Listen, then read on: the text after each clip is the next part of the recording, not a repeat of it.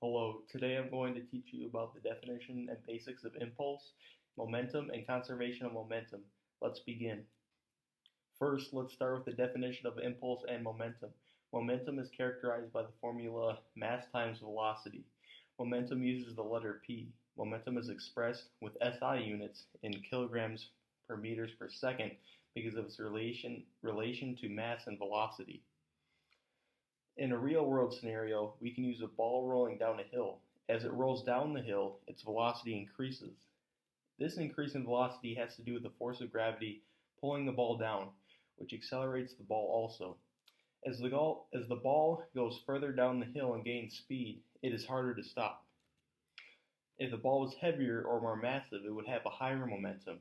This is because the ball will then have a larger mass, and with a larger mass increases the velocity and the force of gravity pulling the ball down.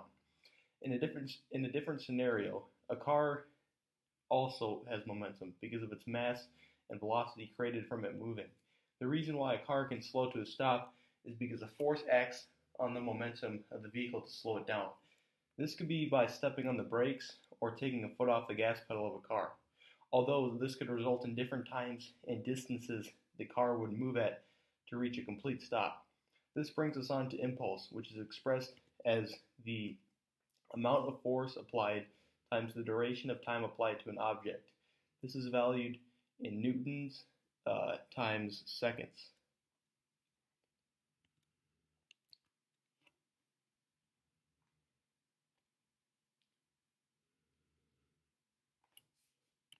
Now let's complete a mathematical problem on impulse and momentum.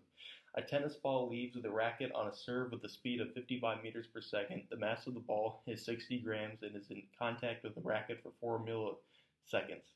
Determine the average force on the ball. First, let's start with what we know. The final velocity of the ball is 55 meters per second. The initial velocity is 0 meters per second because it is not defined. The mass of the ball is 60 grams. Since there are 1,000 grams in 1 kilogram, the ball is 0.06 kilograms. Our delta t, or change in time, is 4 milliseconds. Now we have to solve for average force. So, looking at a basic equation, F delta t equals m delta v. Solving for F, we get mass times the change in velocity divided by change in time. Mass is 0.06 kilograms, change in velocity is 55 meters per second minus 0, and our change in time is 4 times 10 to the negative 3 seconds. Then changing milliseconds to seconds and solving the equation, which in this case nothing cancels out, so it is equal to kilograms times meters over seconds squared, and that is the same thing as newtons. Then the final answer would be 825 newtons solving this equation thoroughly.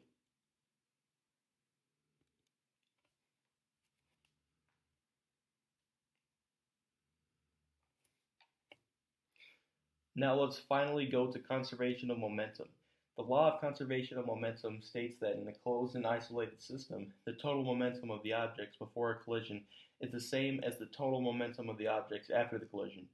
Momentum is not created or destroyed. When momentum is conserved, its energy is transferred from one object to another. And an example of this could be in pool. When a cue ball is hit with a pool stick, it initially has momentum. Although when the cue ball hits another pool ball, its momentum is transferred to that other pool ball, causing the cue ball to stop.